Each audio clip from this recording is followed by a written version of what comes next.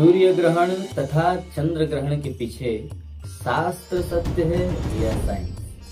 आज के इस वीडियो में हम यही जानेंगे। बने रहे हमारे साथ वीडियो में बिना स्किप किए। नमस्कार, प्रणाम। आप देख रहे हैं एयर कर्मकांड। मैं हूं आचार्य रोहितेश और हमारे द्वारा बनाई गई वीडियो आपको अच्छी लगती हो तो चैनल को सब्सक्राइब करें और वीडियो को लाइक एवं शेयर करना बिल्कुल ना भूलें। सूर्य ग्रहण तथा चंद्र ग्रहण के पीछे क्या है सच्चाई? हमारे पौराणिक मान्यता के अनुसार तथा ऋग्वेद के अनुसार चंद्र ग्रहण एवं सूर्य ग्रहण राहु के ग्रसने के कारण लगता है। सूर्य सिद्धांत तथा हमारे आज के आधुनिक विज्ञान के अनुसार सूर्य और चंद्रमा के मध्य जब पृथ्वी आ जाती है और इस स्थिति में सूर्य का प्रकाश भली भांति चंद्रमा के ऊपर नहीं आता है और पृथ्वी का परछाई चंद्रमा के ऊपर पड़ता है, जिसके कारण चंद्र ग्रहण लगता है। ठीक उसी प्रकार सूर्य और पृथ्वी के मध्य जब चंद्रमा आ जाता है तो हमें सूर्य ग्रहण दिखाई पड़ता है, क्योंकि सूर्य का प्रकाश जो है वह पृथ्वी पर डायरेक्ट नहीं आता है और चंद्रमा के कारण वह ढक जाता है और एक लाइन में होने के कारण हमको वहां पर परछाई दिखाई देता है तथा वह ग्रहण का संयोग माना जाता है। इस प्रकार से हमारा जो पौराणिक मान्यता एवं जो ऋग्वेद का कहना है वह बिल्कुल ही अलग है तथा जो हमारा सूर्य सिद्धांत अथवा आज का जो आधुनिक विज्ञान कह रहा है वह अलग है। अब इसमें से हमें सत्य किसको मानना है यह भी विचारणीय बात है, क्योंकि आज का जो हमारा वर्तमान का आधुनिक विज्ञान अथवा जो सूर्य सिद्धांत कहता है वह हम आज भी अपने घर में टेलीविजन पर देखते हैं और उसमें यह भली भांति दिखाई पड़ता है कि जैसा सूर्य सिद्धांत अथवा वैज्ञानिक लोग कह रहे हैं वैसा ही दिखाई पड़ता है। तो क्या पौराणिक मान्यता अथवा जो ऋग्वेदादि में बताया गया है उसका कोई महत्व नहीं है? तो आइए इस पर विचार करें। अब आइए हम विचार करते हैं पौराणिक मान्यता के विषय में कि वह क्या कहता है, उसके पीछे की कथा क्या है। तो समुद्र मंथन के पश्चात जब धन्वंतरी जी महाराज अपने हाथ में अमृत का कलश लेकर के प्रकट हुए तो वहां पर दैत्यों ने छल से तथा अपने स्वभाव के अनुसार यह सोचा कि यह अमृत का पान केवल हम करेंगे और ऐसा सोच करके धन्वंतरी जी महाराज के हाथ से उस कलश को लेकर के वे वहां से भाग गए।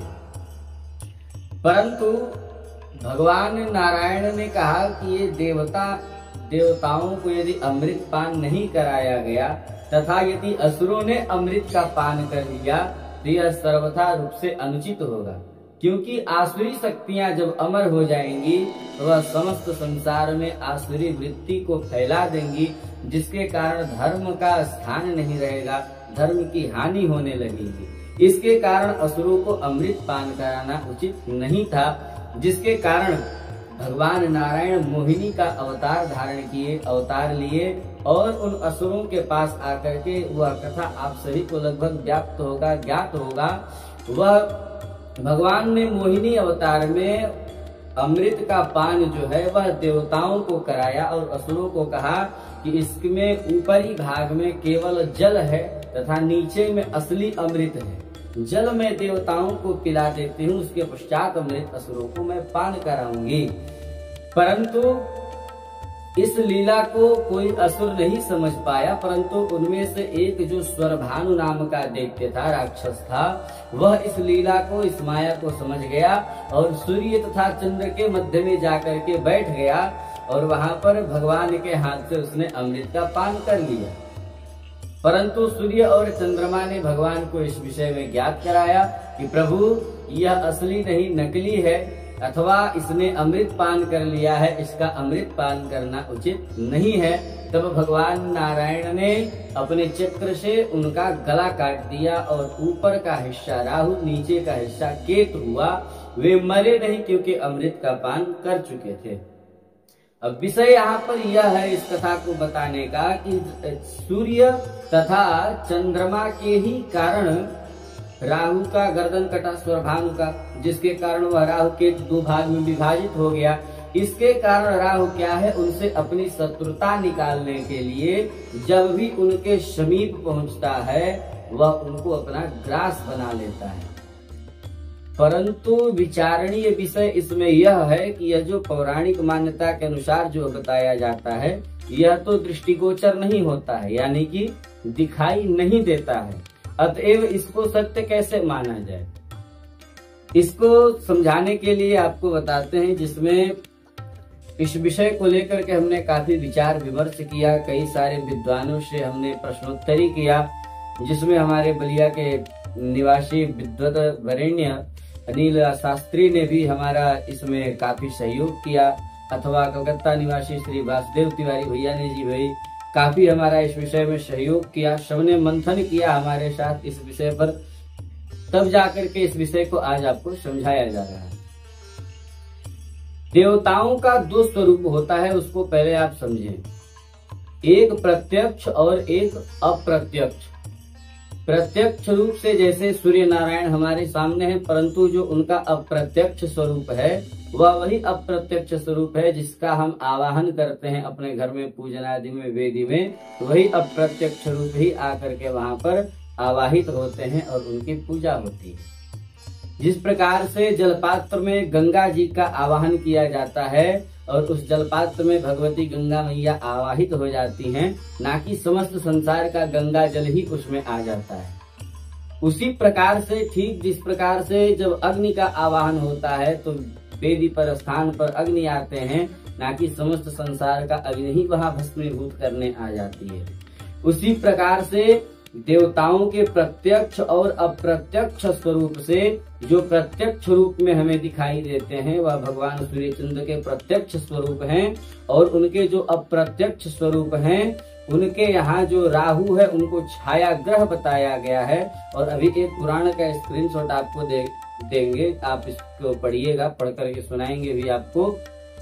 इस पुराण के अनुसार स्पष्ट रूप से आप देख सकते हैं, बताया गया है कि राहु सूर्य से भी कई गुना बड़ा है अथवा उसका क्षेत्रफल बड़ा है, जिसके कारण वह सूर्य को ढक लेता है। परंतु यह पौराणिक विषय है, ऋग्वेद आदि के विषय हैं, इनको हम अपने आज के नॉर्मल यानी कि चर्म चक्षुओं से नहीं देख सकते हैं। 8 सितंबर 2025 को जो चंद्र ग्रहण लग रहा है उस विषय में वीडियो आपको पार्ट 2 में मिलेगा कि कब चंद्र ग्रहण लगेगा, कब उग्र होगा, मोक्ष होगा, सूतक काल इत्यादि, इसमें किनका क्या नियम है, क्या क्या विचार करना है, किस पे क्या प्रभाव पड़ने वाला है, इसके लिए आपको पार्ट 2 देखना होगा।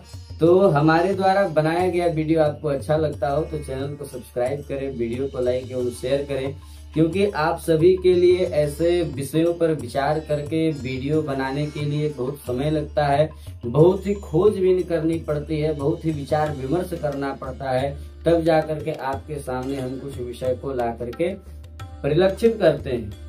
एक विषय इसमें आपको बताना छूट गया कि एक बहुत छोटा सा प्रश्न हुआ कि महाराज जब सूर्य चंद्र के कारण स्वर्गांग नाम का दैत्य का वध हुआ और उसका गर्दन कट गया तो राहु केतु हुआ, जिसके कारण ये लोग सूर्य चंद्रमा को ग्रहण लगाते हैं। तो क्या जब यह घटना नहीं हुई थी, यह कथा वृतांत नहीं हुआ था, तो क्या इसके पहले ग्रहण नहीं लगता था, सूर्य चंद्र ग्रहण नहीं लगते थे?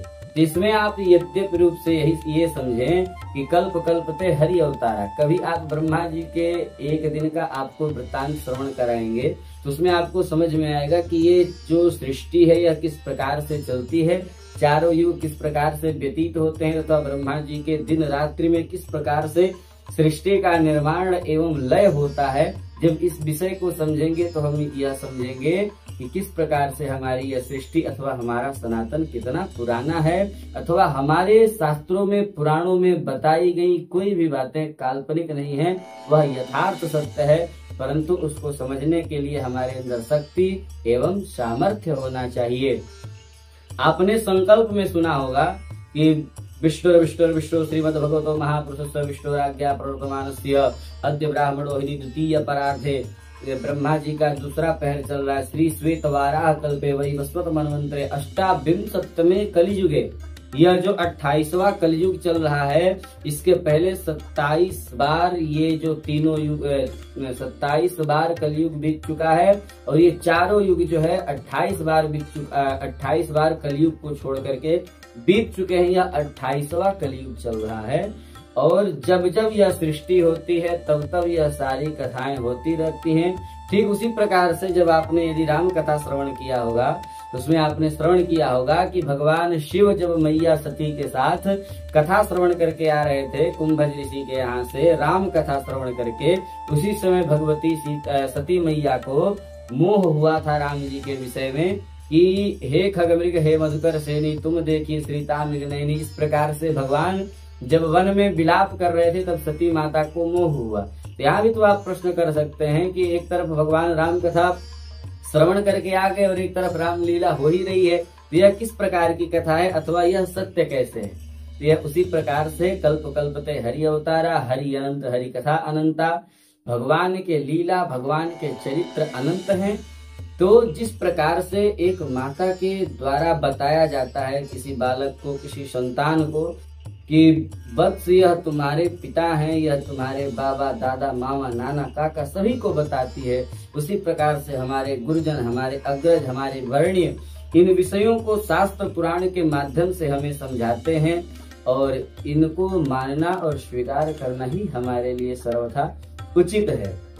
क्योंकि इन पे जहाँ तक रह गया संदेह करना, तो संदेह हमने स्वयं किया और संदेह करके इन संदेहों का निवारण भी किया। यदि कोई बात यथार्थ आपको समझ में न आई हो तो आप कमेंट करें और संभव हो सके तो डिस्क्रिप्शन में आपको व्हाट्सएप का नंबर मिल जाएगा, वहां पर आकर के व्हाट्सएप पर मैसेज के माध्यम से भी आप हमसे बात कर सकते हैं अथवा आप डायरेक्ट फोन करके भी आप हमसे बात कर सकते हैं, अपने विचार विमर्श को रख सकते हैं। इसमें हमें अति आनंद की प्राप्ति होगी। यदि आपके द्वारा भी हमें कुछ प्राप्त होगा तो इसमें भी हमारा कल्याण है। तो इस वीडियो को यहीं पर विश्राम देते हैं। मिलते हैं दूसरे वीडियो में। जय श्री राम, हर हर महादेव।